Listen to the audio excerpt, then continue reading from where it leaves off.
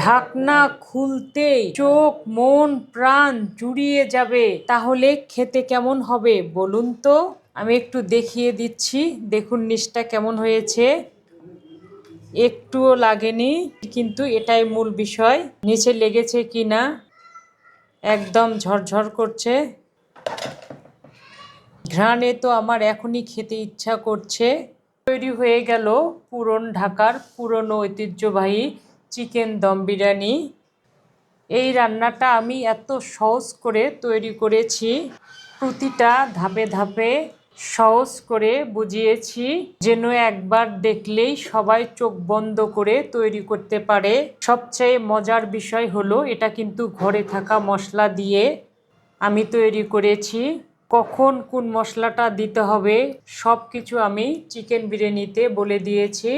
আমি আবারও পুরো পাতিলটা আপনাদেরকে দেখিয়ে দিচ্ছি, দেখুন কোথাও কিন্তু একটুও লাগেনি।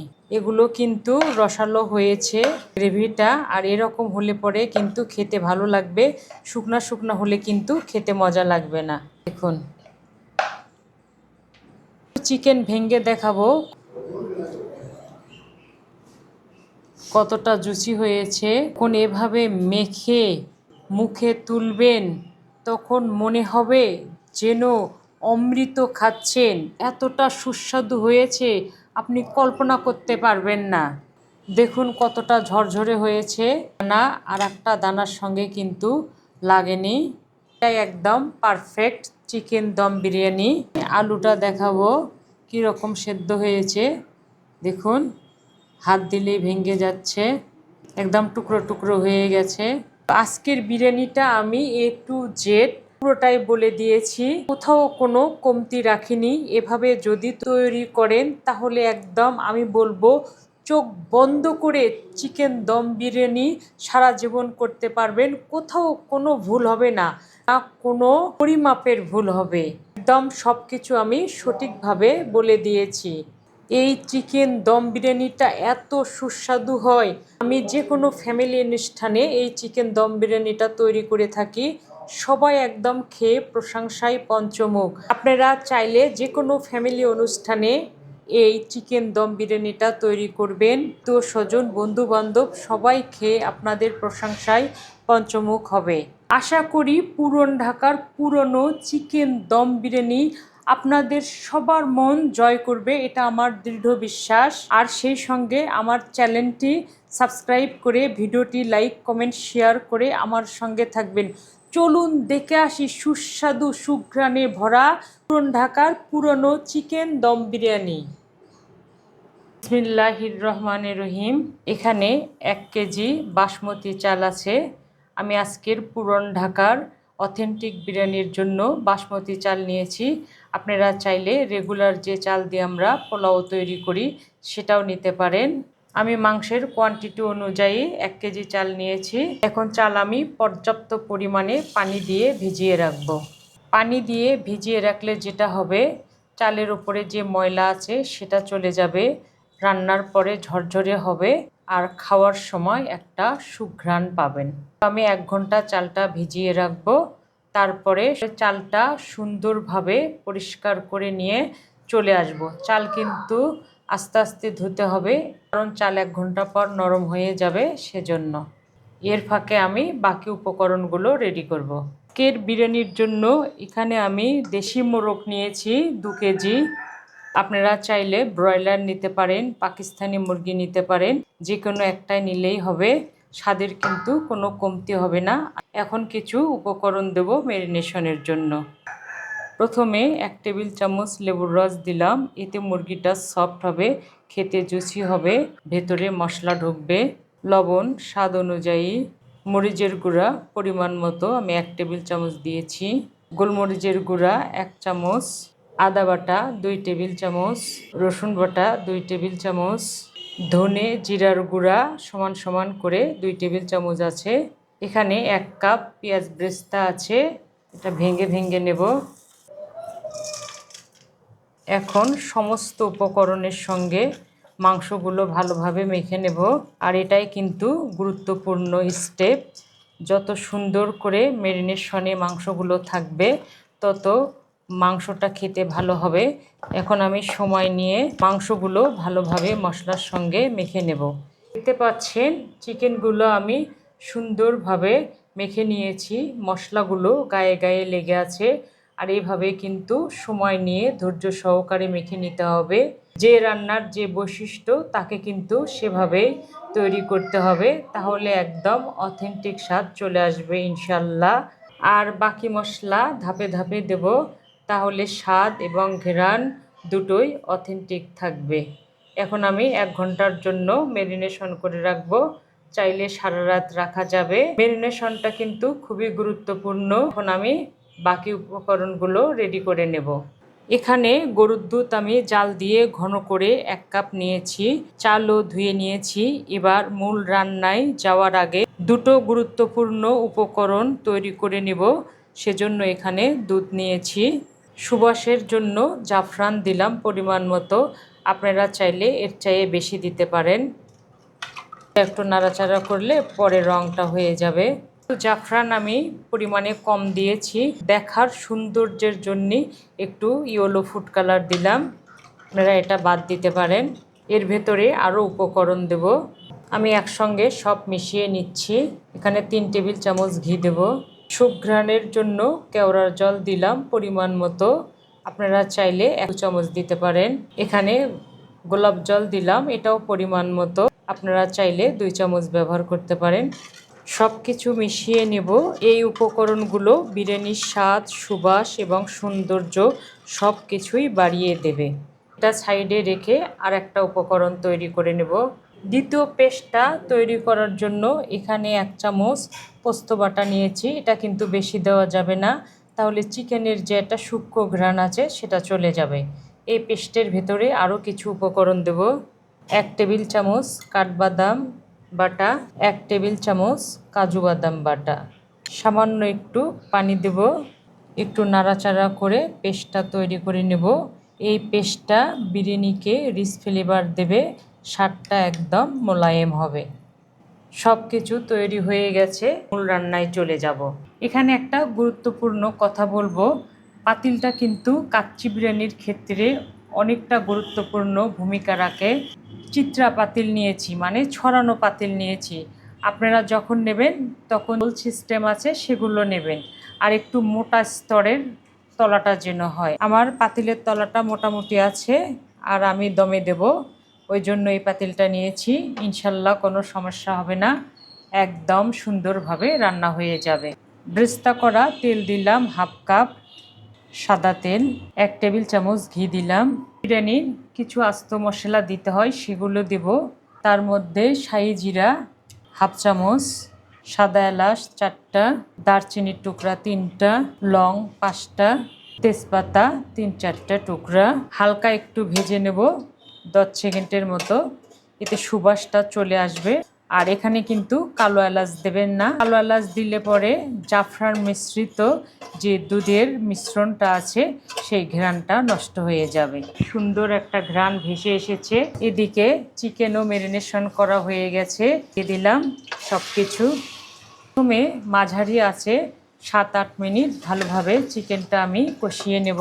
চিকেনের যে কাঁচা গন্ধটা আছে সেটা চলে যাবে। প্রথমেই কিন্তু পানি দেওয়া যাবে না, চিকেন থেকে পানি ভেসে উঠবে।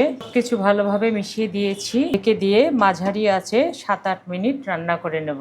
ফিরে এলাম প্রায় 10 মিনিট পরে। চিকেন থেকে যে পানি বেরিয়ে এসেছিল সেই পানি দিয়ে আমি 10 মিনিট ভালোভাবে কষিয়ে নিয়েছি। এখন মশলা থেকে তেল ছেড়ে এসেছে। মশলাগুলো এভাবে ধাপে ধাপে দিলে পরে বিরিয়ানিটা অসাধারণ হবে। এখন আমি বাকি মশলাগুলো দিয়ে দেব। ফেটানো টক দই দিলাম 2-3 টেবিল চামচ। চিকেনটা তাড়াতাড়ি সিদ্ধ হবে, জুচি হবে, খেতে মজাদার হবে। যে বাদামের পেস্টটা করেছিলাম সেটা দিয়ে দেব। গরম মশলার গুঁড়া 1 চামচ, জয়িত্রীর গুঁড়া পরিমাণ মতো, জয়ফলের গুঁড়া পরিমাণ মতো, কয়েকটি কাঁচামরিচ দিলাম রান্নাটা আরও মজাদার হওয়ার জন্য। এখন সব কিছু ভালোভাবে মিশিয়ে নেব। সব কিছু ভালোভাবে মিশিয়ে নিয়েছি। এখন আবারও মাঝারি আছে 8 থেকে 10 মিনিট সুন্দরভাবে চিকেনগুলো কষিয়ে নেব। এতে রান্নাটা যেমন খেতে সুস্বাদু হবে, চিকেনগুলো যখন মুখের ভেতরে দেবেন তখন একটা জুচি জুচি ভাব হবে। ঢেকে দিয়ে কষাতে থাকবো যেন নিচে লেগে না যায়। ফিরে এলাম আবারও 8 থেকে 10 মিনিট পরে। দেখতে পাচ্ছেন মশলাগুলো থেকে তেল আলাদা হয়েছে আর মশলাগুলো কিন্তু গ্রেভি গ্রেভি হতে ধরেছে। মাংসটা আমি 80% সিদ্ধ করে নেব, বেশি সিদ্ধ করা যাবে না কারণ এটা দমে যাবে। এই জন্য আমি গরম পানি দিলাম 1 কাপের মতো। ভালোভাবে সব কিছু মিশিয়ে নেব। সব কিছু মিশিয়ে 15 থেকে 20 মিনিট রান্না করে ফিরে এলাম 15-20 মিনিট পরে। দেখতে পাচ্ছেন মাংস থেকে একদম তেল সম্পূর্ণ আলাদা হয়ে গেছে আর গ্রেভিটা কিন্তু একবারে সম্পূর্ণ তৈরি হয়ে গেছে। চিকেনটা আমি কত পার্সেন্ট রান্না করেছি সেটা মূল বিষয় না। চিকেনটা 80% থেকে 90% পর্যন্ত আমরা রান্না করে নেব আর বাকিটা দমে রান্না হবে। বেশি রান্না করলে ভেঙে যাবে, ভালো লাগবে না দেখতে, সৌন্দর্য নষ্ট হয়ে যাবে। তো জালটা বন্ধ করে দেব। আর আমি একসঙ্গে চাল চিকেন দুটোই করতে পারবো না, এতে করে আমি চালের দিকটা বেশি মনোযোগ দিতে পারবো না। তো এখন আমি চালের প্রিপারেশনে চলে যাচ্ছি। চাল আমি সুন্দরভাবে ধুয়ে আগে থেকে রেডি করে নিয়েছি। এখানে আগে থেকে পানি আমি গরম করতে দিয়েছি। একদম এরকম টকবক যখন করবে তখনই আমরা উপকরণগুলো দিয়ে দেব। প্রথমে পরিমাণ মতো লবণ দিচ্ছি। পানিটা আমরা টেস্ট করে দেখব যে লবণ লবণ লাগে কি না। যদি লবণ লবণ লাগে তাহলে আর দিতে হবে না। মেইন মশলা শাহি জিরা 1.5 চামচ দিলাম, তেজপাতার টুকরা 4টার মতো, গোলমরিচ 7-8টা, সাদা এলাচ 4টা, চিনি 3 টুকরা, লং 5টা, তেল 1 টেবিল চামচ যেন চালটা ঝরঝরে থাকে। এখন ঝরিয়ে রাখা চালটা দিয়ে দেব।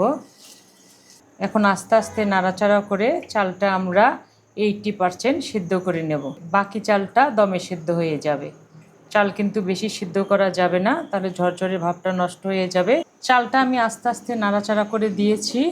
চালটা আমি এখন দেখাবো একদম 80% সিদ্ধ হয়ে গেছে। 80 থেকে 70, আর বেশি কিন্তু করা যাবে না। উপরে নরম, ভেতরে শক্ত থাকবে। দেখতে পাচ্ছেন হাত দিচ্ছি, চাপ দিলে কিন্তু নরম হচ্ছে না। এখন আমি চালটা দ্রুত ঝরিয়ে নেব। চালটা আমি ঝরিয়ে নিচ্ছি। দেখতে পাচ্ছেন এই কাজটা কিন্তু খুবই দ্রুত করতে হবে, তাহলে চাল বেশি সিদ্ধ হয়ে যাবে। চাল ঝরানো হয়ে গেছে, এখন মেইন রান্নায় চলে যাব। চিকেনগুলো তুলে নেব, লেয়ার করতে হবে সেজন্য। আর দেখতে পাচ্ছেন যে ঝোল আর তেল এরকম করে চিকেনটা রাখতে হবে, তাহলে রাইসটা একদম মাখানো মাখানো হবে, শুকনো হবে না। অর্ধেক মাংস আর গ্রেভি আমি উঠে নিয়েছি। এখন শুরু করছি বিরিয়ানির সাজানোর সবচেয়ে সুন্দর ধাপ, লেয়ারিং। মুরগির উপরে আলু দেব। আলুগুলো ভেজে নিয়েছি, নিচে দিলে পরে সিদ্ধ হবে। এখন সামান্য ব্রেস্তা ছড়িয়ে দেব। কেন দিচ্ছি আমি পরে বলবো। ফ্রেশ ধনেপাতা দিলাম, ফ্রেশ পুদিনা পাতা। এগুলো কিন্তু বেশি দেওয়া যাবে না, তাহলে মূল ফ্লেভারটা নষ্ট হয়ে যাবে। কাঠবাদাম আর কিশমিশ আমি আগে থেকে ভেজে নিয়েছি, সেটা দিলাম। এটা যখন মুখের মধ্যে পড়বে ক্রাঞ্চি একটা ভাব হবে, কিশমিশটা একটু মিষ্টি মিষ্টি লাগবে, অসাধারণ হবে। আর ব্রেস্তা দিলে সুবাসটা ছড়িয়ে যাবে, সব কিছু মিলিয়ে অসাধারণ হবে। এখন অর্ধেক চালটা দিয়ে দেব।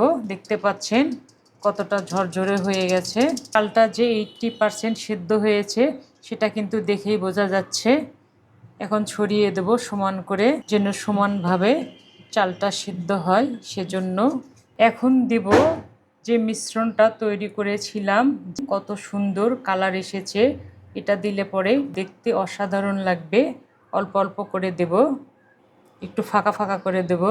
এর ভেতর কিন্তু আমি অল্প একটু চাল ঝরানো পানি দিয়েছি, তাহলে স্বাদটা আরও অসাধারণ হবে।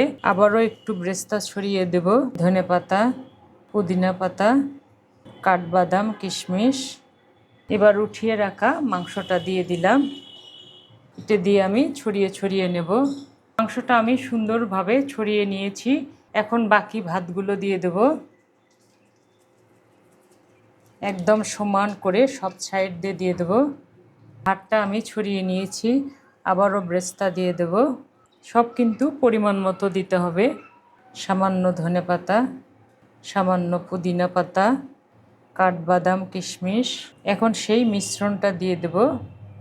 দুধের মিশ্রণ, ঘি, কেওড়া জল, গোলাপ জল, এগুলো অসাধারণ একটা ঘ্রাণ তৈরি করবে। রাস্তা দিয়ে হেঁটে গেলে বুঝতে পারবে যে বাবা ওই বাসাতে রান্না চলছে। লেয়ারিংয়ের কাজ শেষ হয়েছে। যেহেতু চিকেন দম বিরিয়ানি, এটা এখন আমি দমে দেব।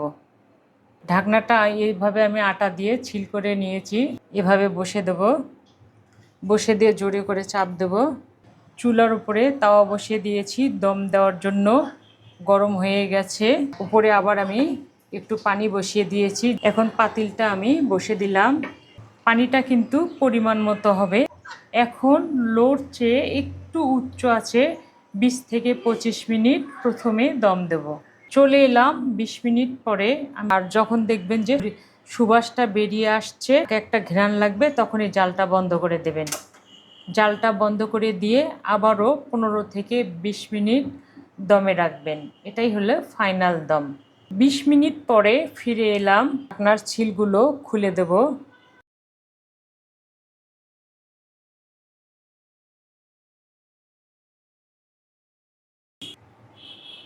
সব সাইডের ছিলগুলো আমি তুলে নিয়েছি, দেখতে পাচ্ছেন। এখন ঢাকনাটা আমি খুলে দেখাবো অপেক্ষার প্রহার কতটা সার্থক হয়েছে। বিসমিল্লাহ। একটু টাইট। মাশাল্লাহ, কি বলবো আমি বুঝতেই পাচ্ছি না। আমার চোখ জুড়িয়ে গেছে, এত সুন্দর হয়েছে আর এত সুঘ্রাণ, মনে হবে আপনি একাই সবটুকু খেয়ে ফেলবেন। প্রিয় বন্ধুরা, দেখতে পেলেন কত সহজে পুরন ঢাকার পুরনো চিকেন দম বিরিয়ানি তৈরি করলাম। একদম সহজ উপায়ে চোখ বন্ধ করে আপনারা তৈরি করতে পারবেন। এই চিকেন দম বিরিয়ানি আত্মীয় স্বজন, বন্ধু বান্ধব সবাইকে নিয়ে যখন খাবেন তখন একদম তৃপ্তি করে খাবেন, এটা আমার দৃঢ় বিশ্বাস। আজ এ পর্যন্তই, আবার দেখা হবে নতুন কোনো রেসিপি নিয়ে। ভালো খান, সুস্থ থাকুন, আমার ফ্যামিলির জন্য দোয়া করবেন।